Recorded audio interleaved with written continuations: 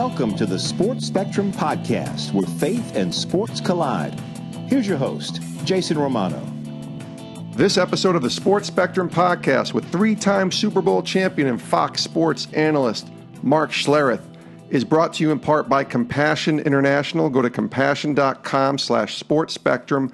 $38 a month. Sponsor a child today. Compassion is the most trusted child development ministry in the world, and you can make a difference and release a child from poverty in Jesus' name. Just $38 a month, the best $38 you will spend every single month. 1.8 million children around the world are being helped by people like you through Compassion sponsorships.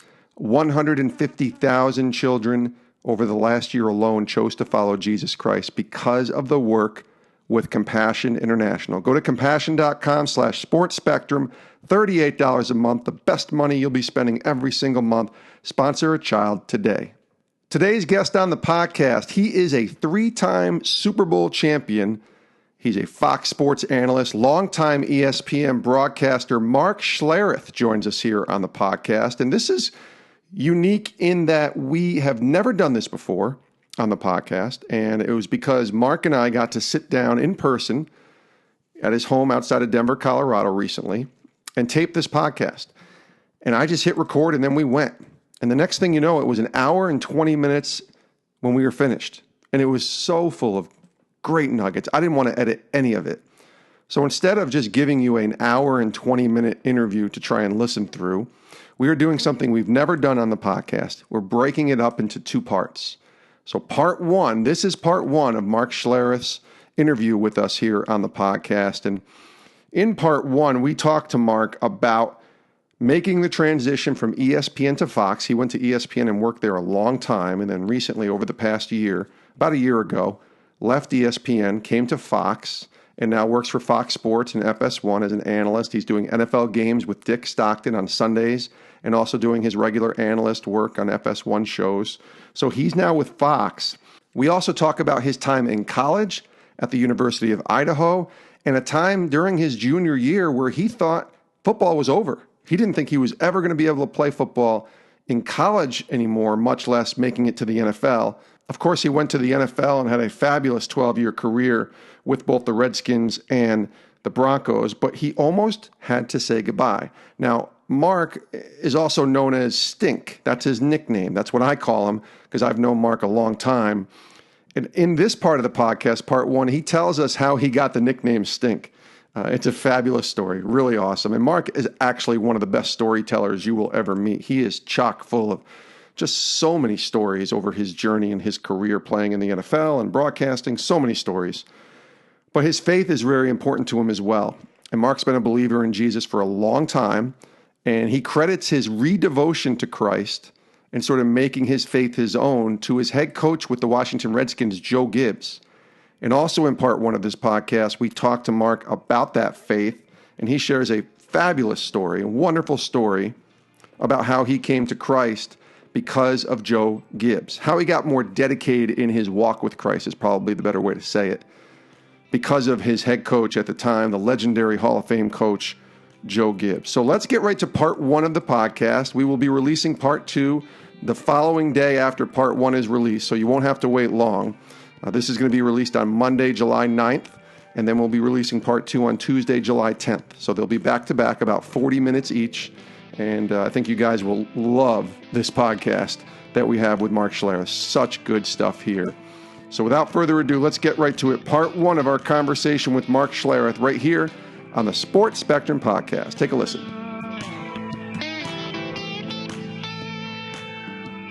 Welcome, Mark. Thank you. It's a pleasure, man. It's good to see you. It is great to see you. I'm glad to catch up. It's been a while since we've been able to connect in person. I know I've known you for a long time. We've had many conversations at various places on sports, obviously, but also on faith. So I'm really excited to kind of dive into that with you. But let's start with right now. You're still in Denver. It's 2018, but 2017, both of our careers ended at ESPN, right? Which is kind of interesting. And now instead of going to Bristol, you're going to Los Angeles. You're working for Fox. So how has life been for you since this new world of being at Fox? It's been really good. And transition, and change are always difficult. It's always an adjustment from simple things like, for 16 years, I basically went to the airport at the same time, got on the same flight, knew the people at the airport, and all of a sudden you're rolling on different flights to a different part of the country.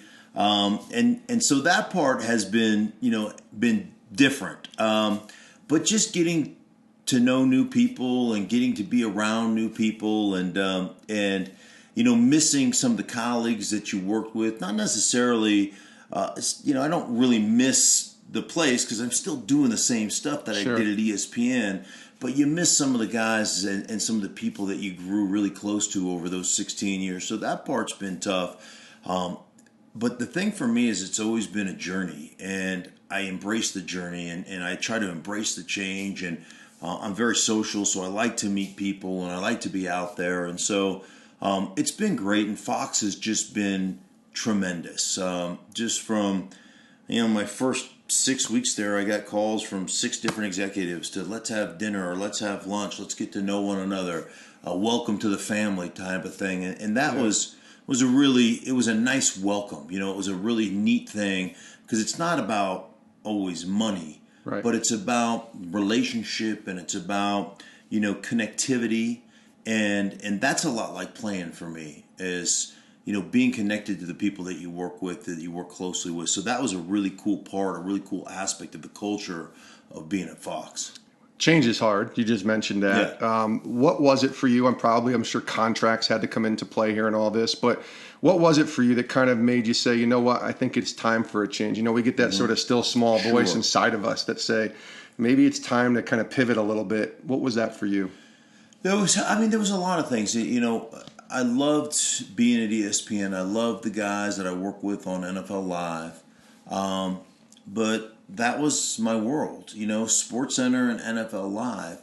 And honestly, I could do it in my sleep. I still prepared the same way. I still studied. I still watched every play of every game. Yeah. And I've done that for my entire kind of career at ESPN. But it just got to the point where there wasn't a whole lot of challenge. And I just felt myself growing kind of stagnant. And I said, I need to be challenged. I need an opportunity. And I always, since the time I was a kid, I love the NFL. But when I really started watching the NFL as more of an adult, it was John Madden. And, I remember being a player and having John Madden come to your facility. Yeah. And he's standing out in practice.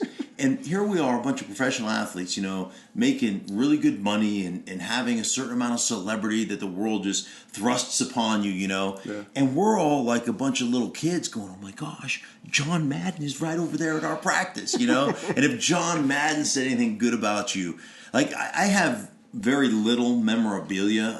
I'm not like a real collector of stuff. Yeah.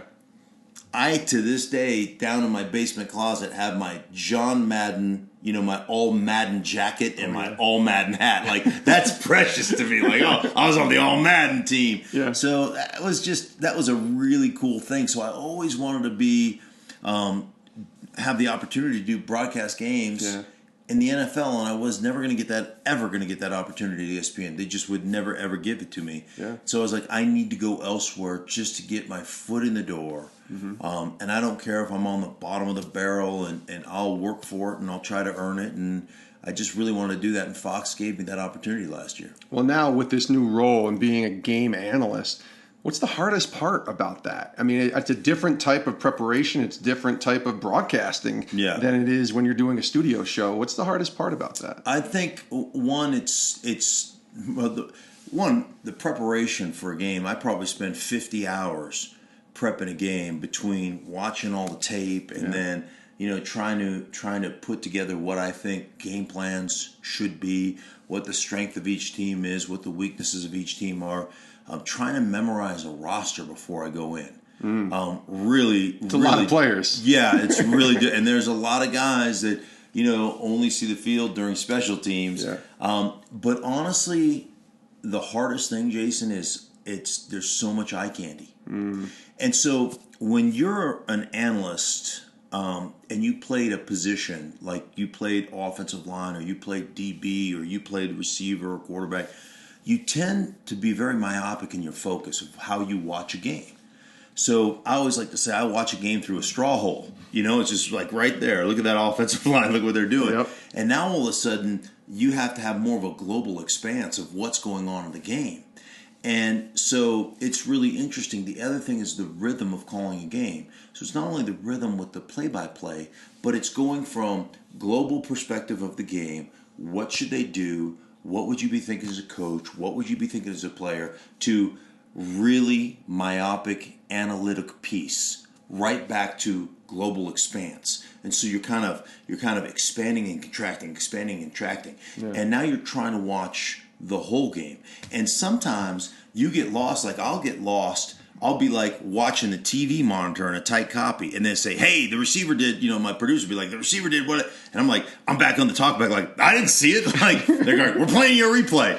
And now all of a sudden I'm talking about a replay that I haven't seen, right? Yeah. Or I'm trying to watch coverage and, something happens on a blitz off the edge. And so it really becomes a skill to kind of see the whole game at once. And I think some guys are much better at it than others. And I think you always have to kind of lean on your strengths.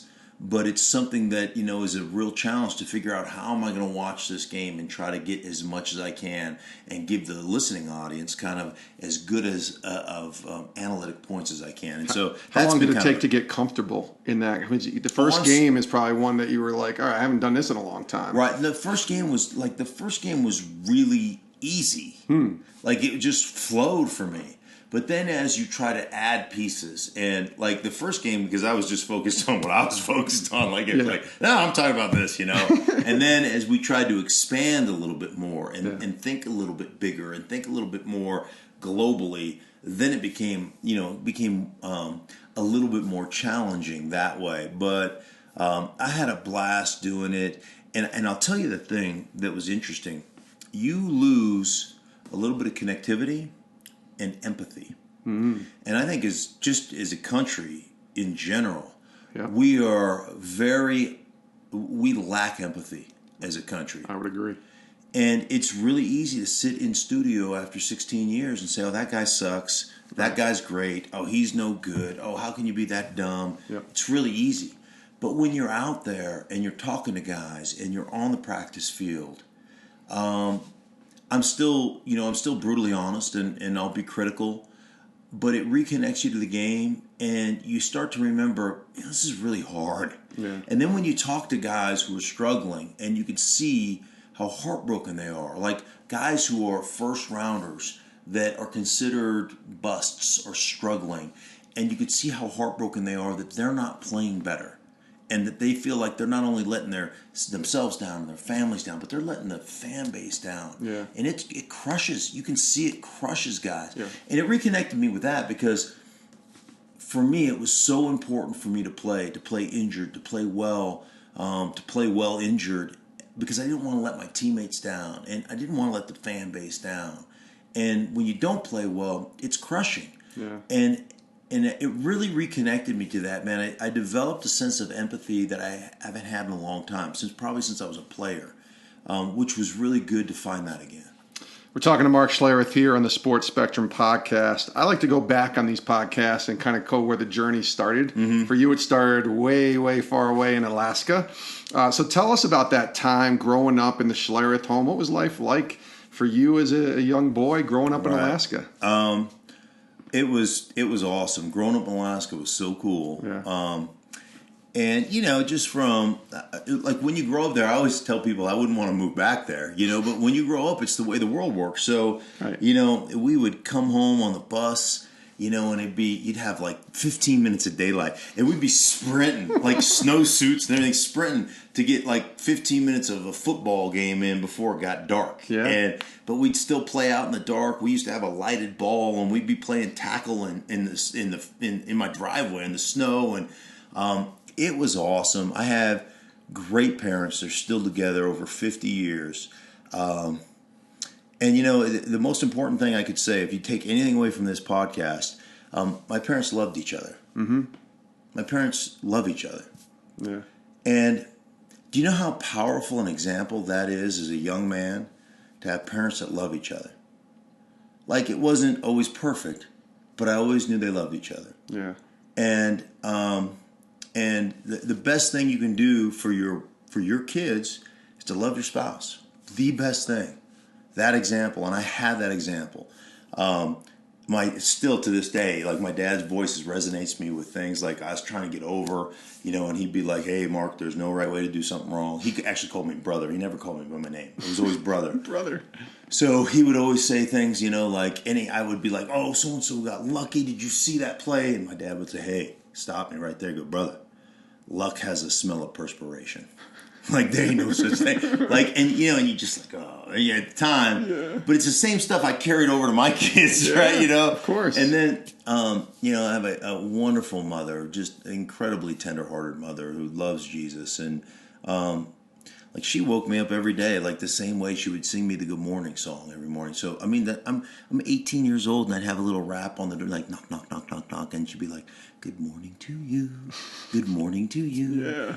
We're all on our places with sunshiny faces, and this is the way to start a new day." Like, my mom used to wake me up that way every morning, right? That's so great. So I just had these wonderful parents, and they're just incredible, And so I had a great childhood, and they always encouraged me.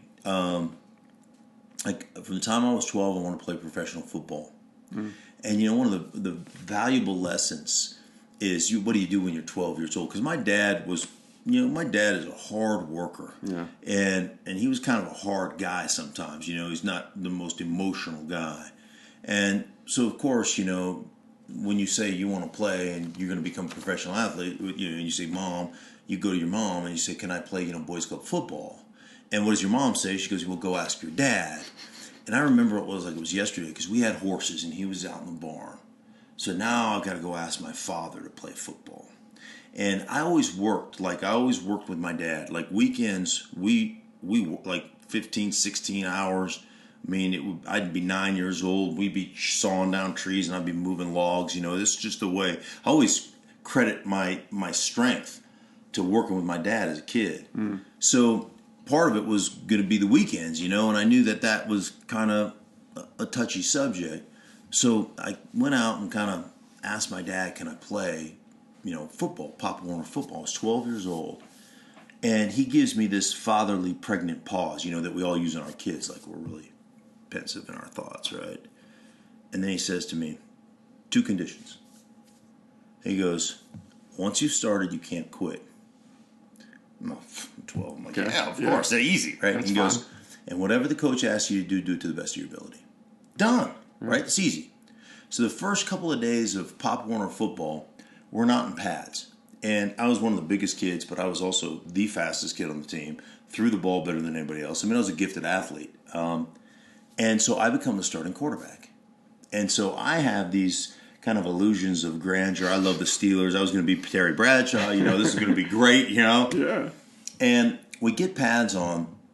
And the first pad of practice is you got to, choose an offensive line. And obviously nobody wanted to play. Nobody was given effort, and we literally couldn't get this quarterback center exchange. There was nobody that wanted to play it. Guys just didn't care. Nobody could snap the ball. And being one of the biggest kids on the team, my coach, Binky Stanley, Binky. What a great name. Yeah, Bink is still a friend to this day. So Bink says, "Hey, why don't you snap it to the backup quarterback?" And remember what my father said. I said, "Okay." I got in there, snapped, whap, whap. 3 in a row, perfect execution. I went from the starting quarterback to the starting center of that team that day. Wow. I went home and bawled my eyes out and begged my mom to quit, begged my father. And my father was like, he came home, the waterworks had stopped. He pulled in the driveway and instantly started crying again, right? And he just came in. My mom explained what happened. He said, "Hey, listen, I'm really proud of you, giving great effort. That's great." And I said, "I want to quit." And he said, "Absolutely not. You made me a deal."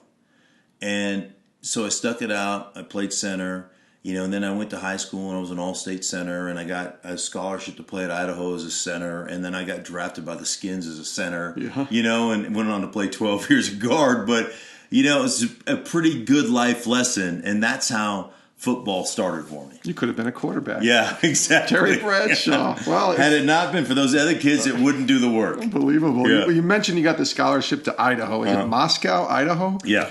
University of Idaho. Give me a favorite story from your time at Idaho. The first thing is Moscow. It's Moscow. Right. Okay. And when you go in there and you say right. Moscow, the locals will tell you, we ain't in Russia, boy. So I got that lesson right off the bat. We ain't in Russia, boy. Moscow.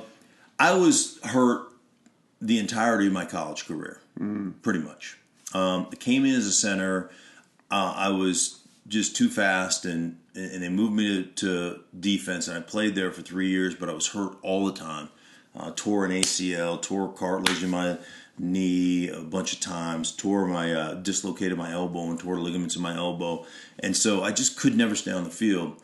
And so my junior year in college, I was actually retired from college football. Really? And I was just done. And it was depressing, because you had this dream of playing professional football, and then your career is over as a junior. Yeah. Well, I had surgery. It was my 7th surgery at the university, and it was an elbow surgery. And, as young people tend to do, I healed pretty quickly, and I started lifting again. I felt good. And then I started this several month onslaught of the administration to let me play. And, they were like, no, we're committed. You're too much of an injury risk. And, eventually I essentially whined and complained enough to make them essentially be sick of me, really. And so I signed papers to limit their liability towards me as an injury risk, and they let me play my senior year. Yeah. So I got to play my senior year, but here's the great part of this story. I had a teammate named Marvin Washington who played 1 year of college football, played for the Jets. Yeah, I remember. Was a 6th-round draft choice for the Jets. He had 14 sacks. He was a former college basketball player.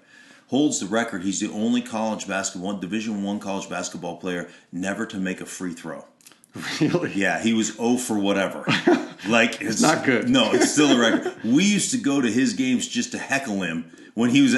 We're heckling our own players at the free throw line. So Marvin was a dear friend. Still is a dear friend, and so I had no agent. I played 1 year essentially college football, 1 year offensive line. I just had nothing going for me, and Marvin knew my dream was to play, and he had people coming in to work him out. And one night my phone rang, and it was Marvin. He said, hey, man, the Bengals are going to be here at 7:15 in the morning tomorrow. Why don't you show up to my workout? Wow. And it started this process of Marvin calling me and me going up to the Kibbe Dome at 7 o'clock in the morning or 6 o'clock in the morning, introducing myself to scouts that were there to work him out and begging for a workout. And so I go to all these workouts, and Marvin, God bless him, because Marvin, I would blow Marvin away on all the workout stuff, right? I cost him 3 rounds easy in the draft. I'm just crushing him. But he just kept calling, kept inviting me, and I kept showing up, and it's eventually how I got on people's radar, and I eventually got, drafted by the Skins in the 10th round. But that's one of the coolest things that happened to me at Idaho, and we're such partners, such brothers. Really cared and loved one another. But one of the coolest things that happened post-Idaho was in 97 we won Super Bowl 32 here in Denver against the Green Bay Packers. Yeah, sure. And the very next offseason, I'm in the training room where I spent the majority of I was more of a professional rehabber than a football player, but I was in the training room, and Shanahan, as our head coach, comes down and says, hey, listen, Stink, I need to ask you a question. And I'm like, yeah, shoot, what is it? And he's like, I need to sign some depth at the defensive line, tackle, D-end position. He goes, I need a guy that can swing it, tackle it, end, can play multiple positions. He goes, but most importantly, I need a guy that can be a Bronco. Is one of us. Yeah. And I go, sure. And he goes, here's a list. I don't know any of these guys. And I look at the list, and there's 6 or 7 names on there. First guy I see is Marvin Washington. I said, sign him. He's one of us. He goes, done. Wow. So they end up signing Marvin, who was coming off a quad injury. He played for San Francisco, coming off a quad, reattached his quad. He ripped his quad off. So he wasn't quite ready to play during the preseason and stuff, but they signed him, and we went on and we won Super Bowl 33 together. Wow. So That's awesome. Just really cool to be that connected for that number of years, Yeah, and then to have it come back Right. the way it did is pretty cool. Now, when you were coming out of Idaho, did you see yourself as an NFL prospect? I mean, I know you were kind of following Marvin to get that Right. workout, but did you see Right. yourself as somebody like, I'm going to play in this league after your senior year? I didn't know if I could play or not. Like, I knew I could play. I knew I was a good player, but I played at 1AA football, right? But we had played enough of the bottom dwellers in the Pac-10 or, enough of these schools that were kind of mid-level majors. Yeah. And I, could dominate those levels. So I knew I could play. It was just the injury stuff and everything else that really hampered me. But I still had questions. And ultimately, like when I went and I got drafted and I went to Washington, my biggest thing was, the only thing that's going to stop me from playing at this level is I'm not good enough. And I was like, I can handle that. Like, not being good enough is not that big a deal. Right. So, but it wasn't going to be from effort or any of that. And so our first draft choice, it was a second rounder because back in the day, the Redskins used to just give away first rounders for, they trade unknown commodities for known commodities. So they give a first rounder away to get a player. Oh, yeah. And the very first guy they drafted the year I was drafted was Tracy Rocker out of Auburn. He was a nose guard, D tackle, Outland Trophy winner. And so our very first minicamp was helmets, no, just jerseys, helmets, no pads. And it was full go one-on-ones helmets. I mean, it was shocking. Intense. The pace, right? And here's the Outland Trophy winner from Auburn. I'm handling him in one-on-ones in practice. And I was like, I can play. That's I know the moment, I can play, right? I know I can play. Yeah. And from that point forward, there was never any doubt in my mind that I could play. And you come to the Redskins. What a tradition that team had coming in there. They had won 2 Super Bowls in the 80s, and you're drafted, I believe it was 1989. Yes. And you're coming in, and Joe Gibbs is there, the legend. He's your Right. head coach. What were your first impressions of Coach Gibbs? Well, there's a couple things. Like, he is one of the most regal people I've ever been around to this day. And, the very first minicamp meeting, we're all sitting in this big breakout room at a hotel because it's probably 85, 90 guys, right? Yeah.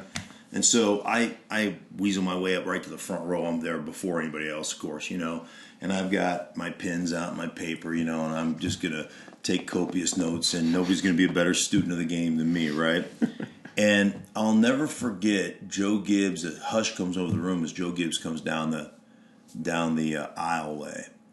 And,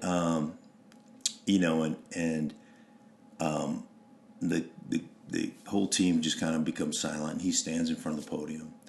And, he's like, hey, man, welcome to the 89 season. And I'm like, welcome to the 89. I'm taking it. Welcome to the 89 You're just season. repeating that. Yeah. Right. And, you're expecting, I think you expect, Jace, when you're in that environment, you expect some fire and brimstone football. Like, right. We're going to kick butt and take names. And It's that Vince Lombardi. Right. That's speech. what I was expecting. Yeah. And I remember like it was yesterday. He said, men, today I want to give you 3 priorities for your life. And he said, your first priority should be your relationship with God and the Lord Jesus Christ.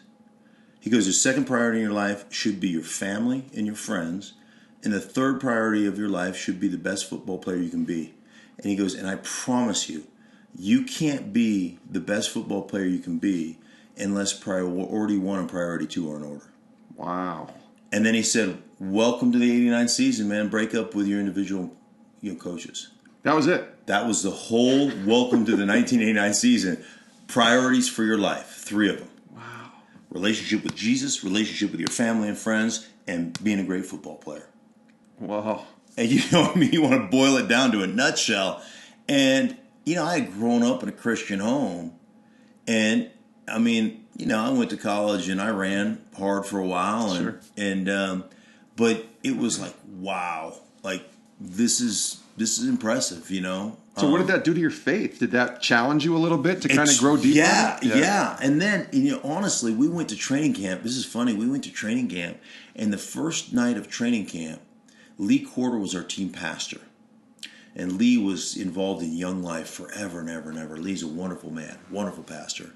And so Joe, he was like, we get done, we're about ready to break up into individual meetings. And before we break up, he's like, wait, Lee Corder, can you come up and talk to the guys, So the team pastor comes up to talk to us. This is a first meeting training camp, Carlisle, Pennsylvania. Invites us to Bible study right after all the meetings are over, right? Yeah.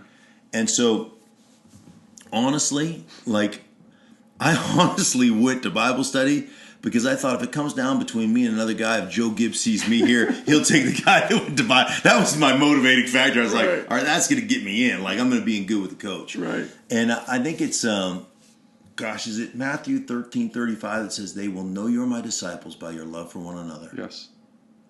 And I walked into that room and I didn't know that scripture at the time, but I was like, wow. That scripture was exemplified. They were living it. Yes, guys holding each other accountable, guys loving each other, guys in uncles. Everybody was uncle and aunt. To this day, it's Uncle Charles Mann and Uncle Art Monk and we're still, our families are connected that way. Wow. Daryl Green's kids came over here for Thanksgiving. All his kids flew here for Thanksgiving. Wow. Right? Yeah. So I call up Jewel Green, his wife, and I said to Jewel, I was like, it just dawned on me that I'm a lot like Brad Pitt. And she's like, oh my gosh, I can't wait to hear this. How? I go, well, one, I'm a movie star, right? I've been in Red Dawn. That's fair. We were going to talk about that. Right. And I said, and two, I go, I got 3 black kids and 3 Asian kids. That's the way it goes, right? So it was great, but we are still so connected as a group of men and women, and we still encourage one another, and still, have these ongoing 20-year accountability groups, which is just a really most of that, if not all of it, stems from Joe Gibbs's faith and and what he instilled in us as a football team. It's interesting to hear him say, because I feel like if a coach said that today, your number 1 priority is your faith. Mm-hmm. Your number 2 priority is your family. Your number 3 priority is football. I feel like, especially in the day and age with social media, he'd get run off the set quickly. Can that work today still in your eyes? And I know there are some good faith, God-loving, Jesus-loving coaches that are out there. But from an NFL perspective, it's a different ballgame than college because of so much that's on the line, and yet he lived that. Right, he lived that. And I think that still is – I think it's still something that I definitely think that you could live that. Yeah. But you have to live it. It's the thing about coaching in this league, and you see this from coaching trees, and take the Belichick tree, for instance. Most of the guys who have left there haven't really succeeded. Right. One thing players know instantly about a coach or about another player, are you authentic? Right. And they, I've been around a lot of guys who are really intelligent. I've been around the guys that are really dumb. And I've been around guys that have great football acumen and intelligence and guys who don't. But one thing that most players understand is they can read a person from an authentic or authenticity standpoint. And so if you come in and you're coming off somebody else's tree and they think that you're trying to be that guy, instantly your credibility is shot. Mm. And I think as long as you're authentic and you're real and you're living it every day, I think guys would embrace it. Yeah. I think most people want to be they want to be coached, but ultimately, I think we're all created to hear the words "I love you," and there's obviously there's different ways to say it, but remember DC Talk back in the day. Oh yeah.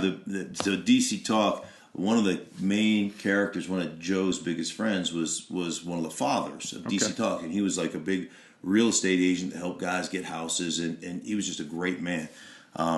And I think it's Toby McKeon who was, Toby Mac. Yeah, Toby Mac. And they had a song back in the day. It was one of their hits. It was called "Love Is a Verb." Yes. And so I think as long as you're demonstrating that and you're authentic about it and the way you care for guys, because Joe would, if you couldn't play, Joe's going to cut you. Right. He's going to love you, but he's going to do what's best for the team. Right. So you knew that. One of the things he used to say all the time was lose yourself. Well, I loved it too. Just say, this is not about you. This is about us. So lose yourself.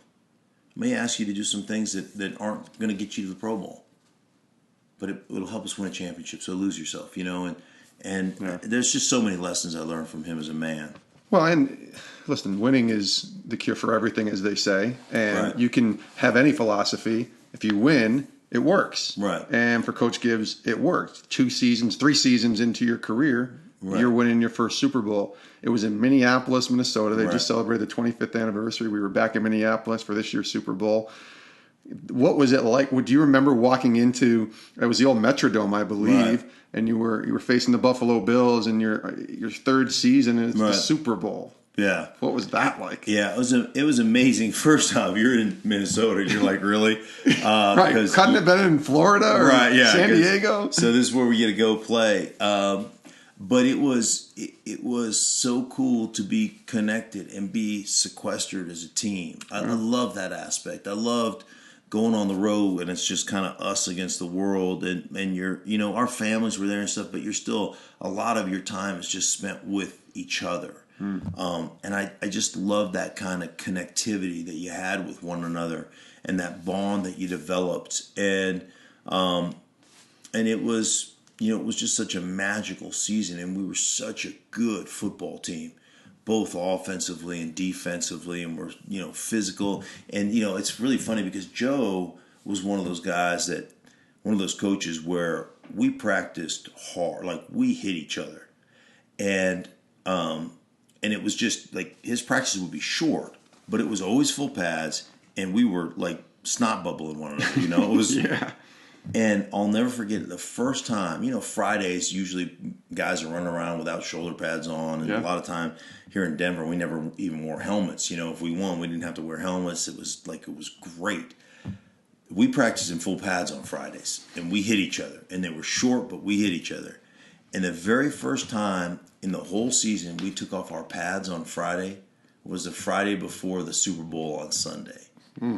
And we were literally like a bunch of 8-year-olds that the ice cream truck pulled in the cul-de-sac. We were ice cream! like no pads! Exactly. We were a bunch of 8-year-olds. It was hilarious. That's amazing. But it was the first time all season we'd ever practiced without any pads on. I'm sure it was a horrible practice. We didn't know what to do, right? But it was one of those morale things that was really cool for us. And obviously just going out there and winning that game was just tremendous. We're talking to Mark Schlereth here on the Sports Spectrum podcast.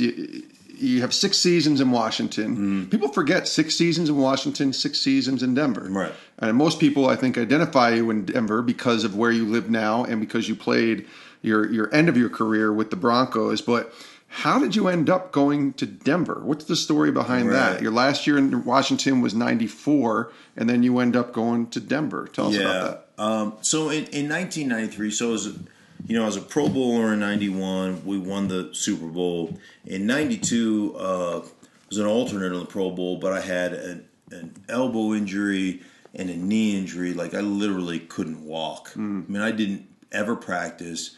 I literally could hardly walk on Saturday. I played all 16 games. As soon as the season was over, I had those operations and was on crutches for 10 weeks and was a microfracture surgery and I just had, it was really bad. Yeah. The next year I come into camp and I just don't feel right. Like there's something wrong. And I struggled through the first about 7, 8 games, 9 games of the season. And we go into, it's probably week 8 or 9, we're going to play the Giants. And I start losing all the feeling in my left foot. And I'm like, oh, something's wrong. Maybe my tape was too tight or whatever. I wake up the next morning. That's like on a Tuesday or a Wednesday. I wake up the next morning, my whole left foot is gone, and my toes and my right foot are going numb. And then every day it just kept creeping up. It was into my ankles and then up into my shins, and like I'm like, you ever see the movie Mr. Deeds? Yeah. He's got the black foot, like you could have driven a you could have driven an ice pick in my foot. I just wouldn't have felt it. You know, it was just dead. Yeah. And then we get to Giants. We get to the stadium on Saturday, or we get to the hotel Saturday, and I started losing all the feeling in my hands. And then by Sunday, like, all my hands are numb, my feet up to about my shins are numb, and we have no idea what's wrong. And of course, I tried to play. I was going to say, did you actually play? Yeah, I lined up for about 7 snaps. I fell down every snap. Oh. I pulled myself up. Something's wrong. So we fly back after the game. We finally fly back, and I check in the hospital. I'm in the hospital for a week, just running all kinds of tests, like CAT scans and spinal taps, and turned out I had what they called Guillain-Barré syndrome, which is essentially an allergic reaction. Your own body attacks its own central nervous system from a virus, a flu virus. And so I had lost all the feeling in my arms and legs from about my knees down and my elbows down for about 4 months. And then finally, gradually, slowly, it started coming back. But by the time '94 season rolled around, I just, rolled into the season about 270. Like, I just hadn't regained my strength. I hadn't regained my physicality. Yeah. And so I was actually relieved when we finally diagnosed something, because I was so bad. I was playing so bad. I was like, I forgot how to play football. Right. And then it was just the signal from my brain was getting interrupted, and I'd be blocking somebody, and all of a sudden I'd fall down. So it was actually a relief. And by the end of the '94 season, I started playing well again. I regained some weight. I regained my strength. So I started playing well like the last 4 or 5 weeks of the season. And then I went to, I was free agent. And all of a sudden people saw the tape at the end of the season. We're like, okay, the guy can play again. So then I go on my free agent tour, and I go to Chicago, and I fail the physical in Chicago. I go to Indianapolis. I fail the physical in Indianapolis. I go to Atlanta. I fail the physical in Atlanta. And the doctor from the Atlanta Falcons doctor was like, there is no way with your left knee that you play in the National Football League. He goes, you have the left knee of an 80-year-old woman. Wow. That's an identical. That's a quote. That's a quote. Quotations. You have the left knee of an 80-year-old woman. I don't believe you play in the NFL. And you're 29 years old at this time. Right. Yes. Just to get. And I was like, well, I started. You can go look. I started a bunch of games. Yeah. And then I came out to Denver, and I basically didn't even take a physical. They just passed me. Because the offensive line coach here, a guy by the name of Alex Gibbs, had liked me from back in the day, and he wanted me to play here. And Mike said he passes regardless. So I just went and essentially talked to the doctor. They didn't do anything, really. And they said, okay, you're good. And I ended up, starting for another 6 years. Never missed a game, right? Well, I missed for the most part. Yeah, but for a couple here and there. But for the most part, no, I pretty much played them. All but a handful of them, yeah. Where did the nickname Stink come from? I've known you for many years. I know you've told the story on shows that we've worked on together, like Mike and Mike and others. But for our podcast audience that may not know, where does that come from? Well, there's like... Is it a Redskins year? Is it a Broncos year? It's a Redskins year. So it really comes from... The truth is my sister taught at an Eskimo village outside of Anchorage, Alaska, called Akiachuk, Alaska, and she taught school there. And Akiachuk was on the Kuskokwim River, and so the first run of salmon, the native people of the village dip net the salmon. They catch all these salmon, thousands of salmon. They clean them. They cut off the heads, and they dig a big pit and they bury these heads in the dirt. And then they dig them up weeks later and eat these fermented rotten fish heads, and they call them stink heads.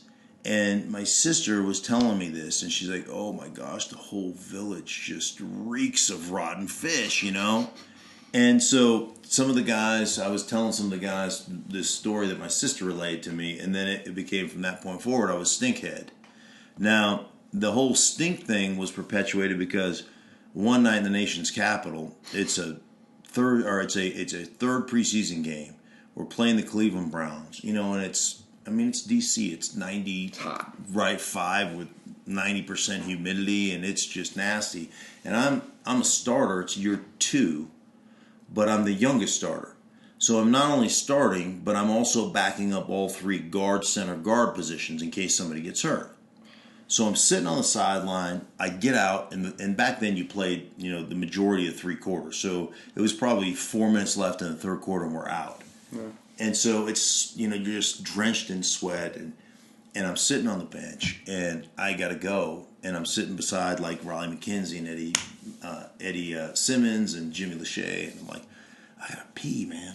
I'm like, I'm just gonna go, and they're going, no, don't go. No, I'm like, I'm up if somebody gets hurt. So I just empty my bladder in on the bench, and it's actually trickling off the bench. I'm like, I think it's hilarious, right? They're like, you're sick, and everybody kind of gets up and separates, and I'm laughing, and I literally get done peeing. And I get the call, stink. I'm like, oh gosh. So I jump up, and like so-and-so got hurt. You got to go in at center. And Stan Humphries was a quarterback. And so he goes, let me get a couple warm-up snaps, right? And I'm like, oh gosh, here we go. Because I am like sloshing around. So all right, I get up over the ball. And they don't stick their hands under right away. What they do is they come up and they like grab one cheek, like let you know I'm here. They pat you on the hip, essentially, right? Yeah. Blue 80, and then it's like, set up, and they get their hands in right at the snap. And it just splashed, and he's like, oh my gosh, he give me a towel, he's soaking wet. And like all my buddies know that it's urine, and he thinks I'm just really sweaty. And so that's how the nickname Stink actually stuck, and the rest is history. That was Mark Schlereth, 3-time Super Bowl champion, Fox Sports analyst, former ESPN analyst. Part 1 of our conversation, and such good stuff there. And part 2 is just as good, and we're going to be releasing that tomorrow, which is actually, by the time you hear this, many of you, it'll already be available on iTunes and Spotify and Google Play, everywhere podcasts are found, including sportspectrum.com. So if you're listening to this after July 9th, go right now and go listen to part 2 of this podcast. Otherwise, it'll be released the next day, July 10th, Tuesday, July 10th. You will hear part 2 of our conversation with 3-time Super Bowl champion, the man they call Stink, Mark Schlereth. We thank Mark for joining us here on the podcast. We also thank Compassion International, $38 a month. Go to compassion.com/sportspectrum. Sponsor a child today in Jesus' name. Release a child from poverty. You can make a gigantic difference in a child's life. We're talking about 25 countries and 1.8 million children around the world being impacted by people like you through the great work being done at Compassion International. Go to compassion.com/sportspectrum. Sponsor a child today. It'll be the best $38 you spend every single month. Compassion.com/sportspectrum. Thanks so much for joining us here on part 1 of our conversation with Mark Schlereth. Stay tuned. Part 2 will be released, like I said, the next day, Tuesday, July 10th. And as always, you can reach us on sportspectrum.com. You can go right to the web. You can go on Twitter as well, Facebook, Instagram. Reach us on all the social medias. You can email me directly, jason@sportspectrum.com. And of course, you can reach us via our YouTube channel and subscribe there. Just search Sports Spectrum, and every single podcast, as well as other videos and wonderful content, can be found over at our Sports Spectrum YouTube page. Thanks so much for joining us, and we will see you tomorrow with part 2 of our conversation with Mark Schlereth right here on the Sports Spectrum podcast.